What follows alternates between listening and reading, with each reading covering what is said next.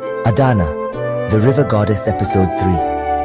The following day, amidst the jubilation of the villagers, men, women, and children, sang praises of Ikedi, hailing him as a hero for his triumphs.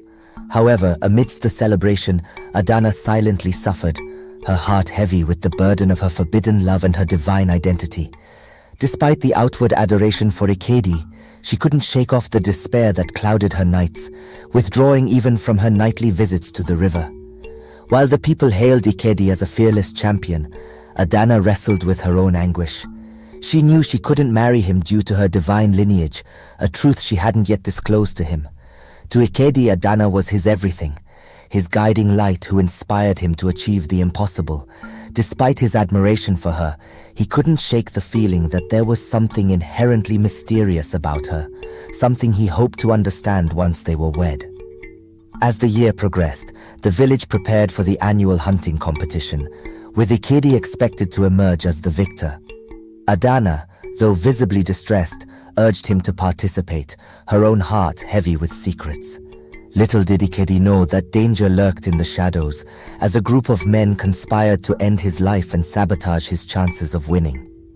Despite the treacherous ambush, Ikedi miraculously survived, aided by a divine intervention that left him bewildered yet determined to seek answers. With Adanna's support, he emerged victorious in the hunting competition, further solidifying his status as a revered figure in the village. In the intimacy of their shared space, Adanna tearfully revealed her true identity to Ikedi, shocking him to his core. She confessed her divine origins and the impending end of her time among mortals. Overwhelmed by grief and love, Ikedi pleaded with her to ask the gods for more time, hoping for a chance to build a future together. Their conversation interrupted by the looming threat of war. Ikedi and Adanna unleashed their divine prowess upon their enemies, fighting side by side against overwhelming odds. With Adanna's godly powers and Ikedi's unmatched skill, they emerged victorious, vanquishing their foes and cementing their legacy as legends. Despite the trials and tribulations they faced, Ikedi and Adanna stood united, their love transcending mortal boundaries and leaving an indelible mark on the world around them. As the dust settled and the echoes of battle faded, Ikedi and Adanna stood together, their bond stronger than ever amidst the wreckage of their enemies. Their victory resonated far beyond the borders of their village, their names whispered in awe and reverence across distant lands. With the defeat of their adversaries, the people clamored for Ikedi to lead them, to become the ruler they so desperately needed. His bravery and prowess in battle had not only saved them but also inspired hope and admiration.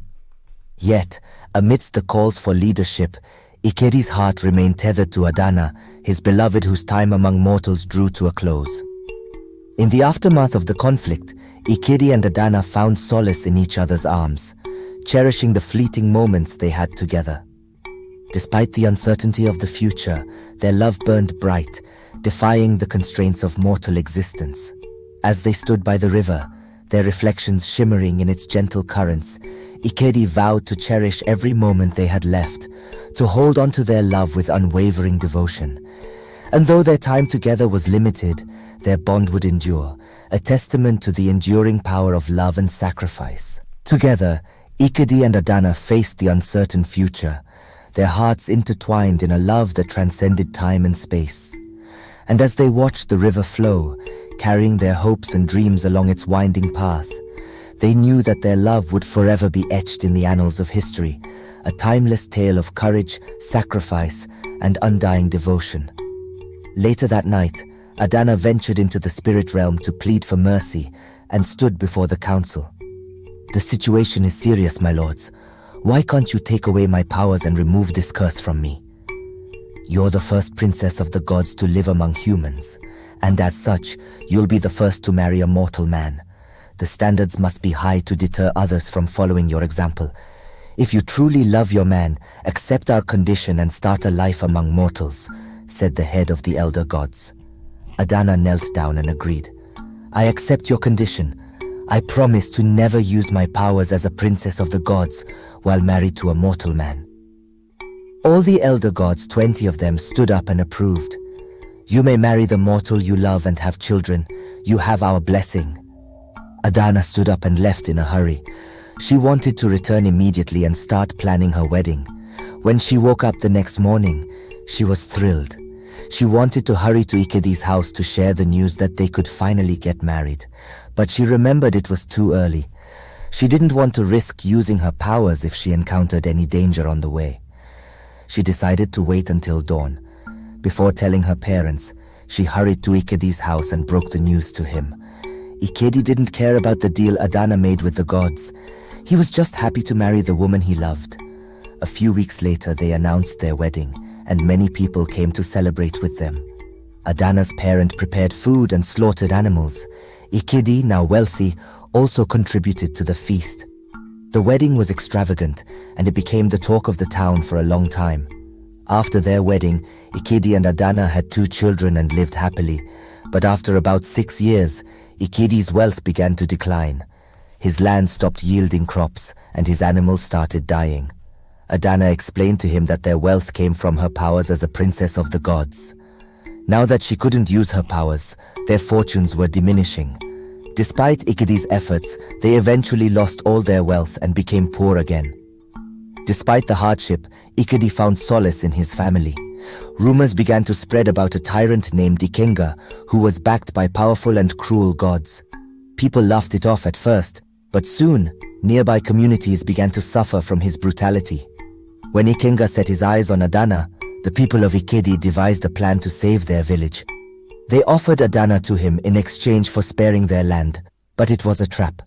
Ikenga planned to take Adanna and destroy their village. Okwukwe, aware of the plan, warned Adanna and Ikedi. To buy time, Ikedi challenged Ikenga to a fight for Adanna and their village. Adanna, realizing they needed divine help, granted Ikedi godlike powers to defeat Ikenga. She revealed her true identity to her parents and children and joined Ikedi in the battle. Now, Ikedi and its enemies would know the true power of a god fighting alongside her mortal husband.